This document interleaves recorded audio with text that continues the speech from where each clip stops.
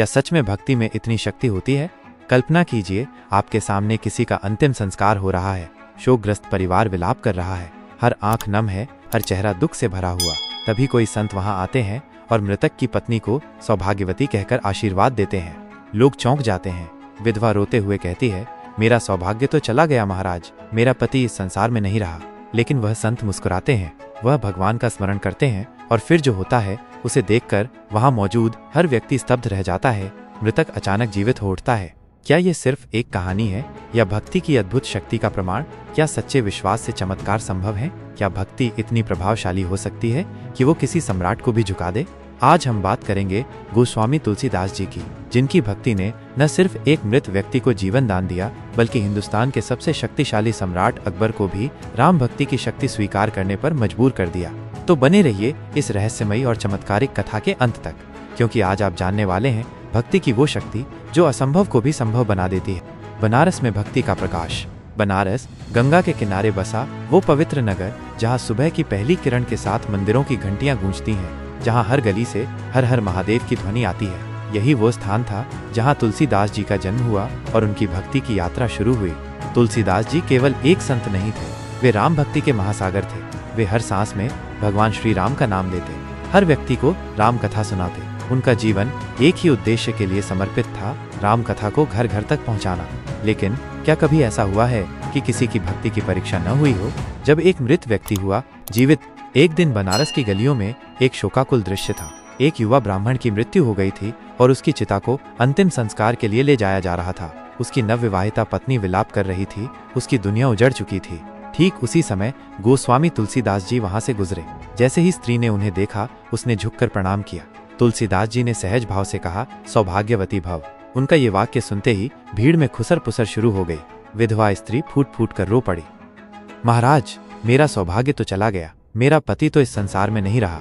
तुलसीदास जी शांत थे। उन्होंने विनम्रता से कहा, राम नाम असत्य नहीं हो सकता। फिर उन्होंने गंगा किनारे बैठकर भगवान श्री राम का स्मरण किया। उन्होंने अपने मुख से राम नाम का उच्चारण किया और फिर वहां खड़े सभी लोगों की आंखें फटी की फटी रह गईं। जिस ब्राह्मण की चिता को जलाने की तैयारी हो रही थी, वह अचानक हिलने लगा। धीरे धीरे उसने अपनी आंखें खोली और फिर उठकर बैठ गया। लोगों ने अपनी आंखों से यह दृश्य देखा था। वे हतप्रभ रह गए। ये चमत्कार है, यह संभव नहीं। भीड़ में कोई कह रहा था, राम नाम में कितनी शक्ति है। कोई कह रहा था, तुलसीदास जी केवल एक संत नहीं, स्वयं भगवान के दूत हैं। इस घटना ने पूरे बनारस में हलचल मचा दी। लेकिन ये चर्चा केवल बनारस तक सीमित नहीं रही। जब खबर पहुंची अकबर के दरबार में, दिल्ली का लाल किला, हिंदुस्तान के सबसे शक्तिशाली सम्राट अकबर का दरबार।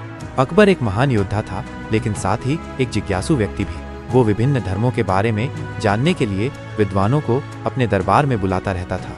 जब उसके दरबारियों ने उसे ये बताया कि बनारस में एक संत ने मृत व्यक्ति को जीवित कर दिया, तो वो चौंक गया। क्या ये संभव है?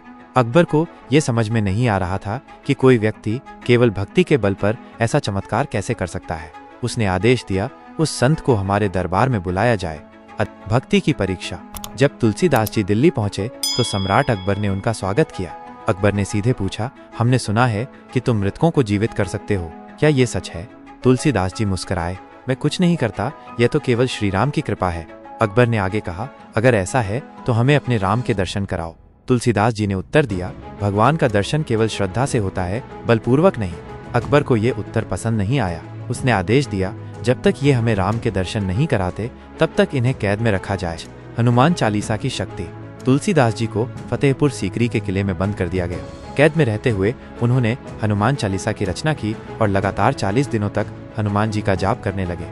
40वें दिन अचानक पूरी राजधानी में एक अद्भुत घटना घटी। हजारों बंदरों की विशाल सेना किले में प्रवेश कर गई। वे महल की छतों पर उछलने लगे, सैनिकों को डराने लगे, सिंहासन कक्ष में घुस गए। अकबर घबरा गया। उसने अपने विद्वानों से पूछा, यह क्या हो रहा है? उत्तर मिला, यह तुलसीदास जी की भक्ति का प्रभाव है। हनुमान जी स्वयं अपने भक्त की रक्षा के लिए आए हैं। अकबर को अपनी गलती का एहसास हुआ। उसने तुरंत तुलसीदास जी को रिहा कर दिया। सम्राट का झुकना। अकबर ने तुलसीदास जी से क्षमा मांगी और कहा, अब हमें भी विश्वास हो गया कि सच्ची भक्ति में असीम शक्ति होती है। इसके बाद अकबर ने आदेश दिया, राम और हनुमान के भक्तों को कोई भी परेशान नहीं करेगा। भक्ति की अमरता।